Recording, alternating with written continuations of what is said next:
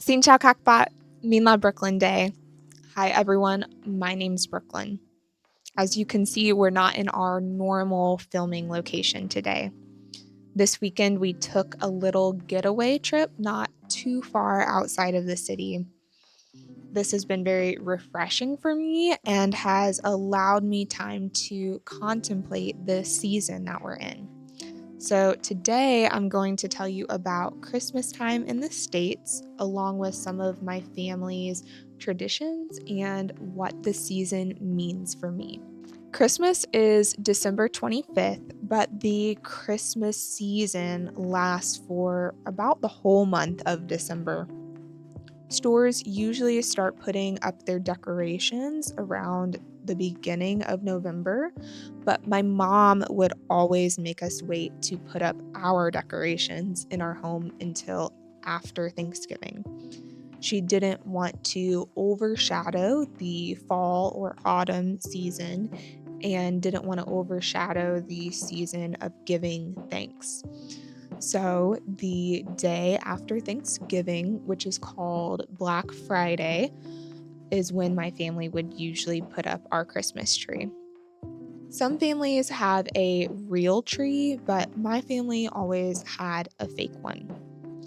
In stores, you usually see trees that have a theme where all the ornaments look pretty similar, but my family always had a tree with mismatched ornaments. Some ornaments were handmade, some were my mom's from when she was a kid, some were from vacations that we went on, and some were gifts to us. Every year, my grandmother gives our family a nativity ornament. A nativity is just a depiction or a picture of the Christmas story from the Bible with Jesus, Mary, and Joseph, and it's in where Jesus was born in a barn. So we have many different versions of the nativity hanging all over our tree. Not only do people decorate inside, but some decorate outside as well. Some outside decorations are simple, like icicle lights along the roof, but some people put up a lot of blow-up decorations all over their yard. A Christmas time activity in the States is to drive through neighborhoods looking at everyone's Christmas lights. The best technique for this is to pick the richest neighborhoods in town to get the best experience. Some houses even make it a whole show, playing music and making the lights flash in time to the music. A lot of cities have a festival of lights in a park where you can drive through and see a light show. I remember growing up that around Christmas time, my siblings and I would beg our mom anytime we were out to go look at Christmas lights. In recent years, we have made looking at Christmas lights a cozy occasion. We make hot chocolate and get candy canes and snacks and bring them with us in the car. We bundle up in blankets and ooh and ah over the Christmas lights together.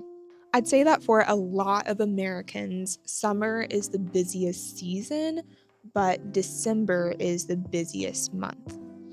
People go shopping for gifts for loved ones, and there's so many Christmas parties to go to.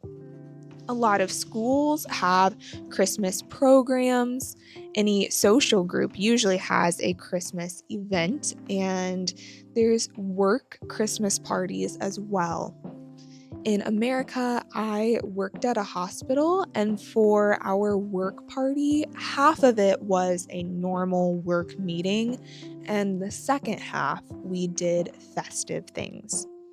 It was a potluck meal, which means that everybody from the group brings a different dish.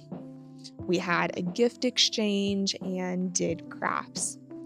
It's pretty common for parties to have ugly Christmas sweater competitions where whoever's Christmas sweater is the ugliest gets a prize. Not only do people give gifts to their family and friends, but some people also try to find ways to give back to their community during the Christmas season. In recent years, I haven't done as good of a job at this, but I remember when I was in primary school, a lady who was like a grandma to me did something to help instill this giving spirit into my siblings and I. Each year, she invited us over to her house, and we spent the whole morning baking cookies. We packaged them up and took them to elderly people from our church and sang Christmas carols to them.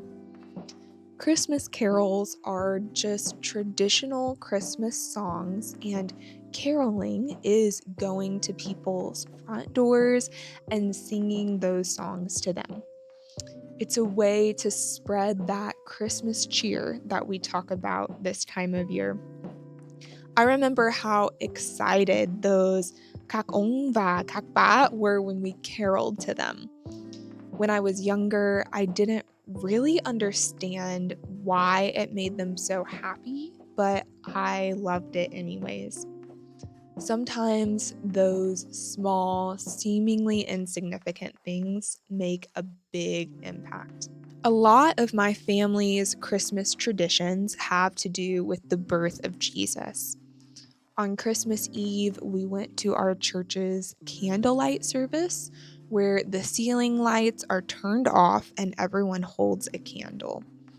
The candle is a symbol of hope, that even though the world around us may be dark, we have a hope inside us that shines bright. During the service, we sing songs about the hope that Jesus brings, and we read passages from the Bible about Jesus' birth, and the pastor gives a short message about the meaning of Christmas. Usually, my family has a Christmas dinner together after this service, and for dessert, we have a cake for Jesus' birthday. I know a lot of families have a tradition of wearing matching Christmas pajamas on Christmas Eve. My family didn't really do this, but one year I did get some matching pajama pants for me, my mom, and my sisters. Waking up on Christmas morning always has a magical feeling. I know a lot of movies show snow on Christmas morning, and that doesn't always happen, at least where my family lives.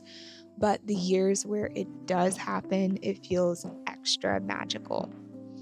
My family usually eats a Christmas breakfast together on Christmas morning, which usually includes bacon and cinnamon rolls. Then we gather in the living room and open gifts. When we were younger, my siblings and I would try to convince our parents to let us open the gifts early on Christmas Eve, and some years we were successful. Instead of everyone opening their gifts all at once, in my family, each person takes a turn opening their gift one by one. This way, we get to enjoy the process and share in each other's joy. When we celebrated Christmas with my mom's side of the family, all of us cousins would line up in age order and pass out the gifts to all of the adults. After opening the gifts, there would be so much wrapping paper on the floor, and we would wad up paper and throw it at each other for fun. Then we would burn all of the packaging in the fireplace and gather around it for warmth. This year will be my first ever Christmas away from my family. I'm filming this in early December, and I'm excited to see how people in Vietnam celebrate Christmas. But I know it won't be the same. As I was writing this episode, it dawned on me that I should view this time as an opportunity. It's my first married Christmas, so it's my first time that Vu and I get to start our own little traditions for our little family. And I get to focus a little bit more on the true meaning of Christmas. I could be pessimistic and say things like, Christmas isn't the same without going and looking at lights, or I can look at it a different way. This year, I don't have all the noise that distracts me from the most important meaning of Christmas for me, which is my family and my faith. A lot of years during Christmas, there's a life lesson for me to learn. This year's lesson is about dependency. Since moving to Vietnam, I've had to depend on people for all kinds of things. It's like I'm a kid again. I often view this dependency as a bad thing, but Christmas is when we remember that God Himself came to earth as baby Jesus.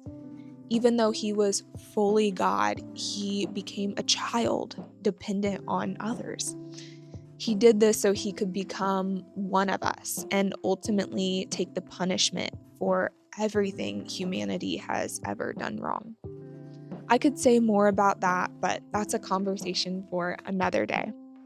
But this Christmas time, this dependency makes me thankful in a new way for what God did for us.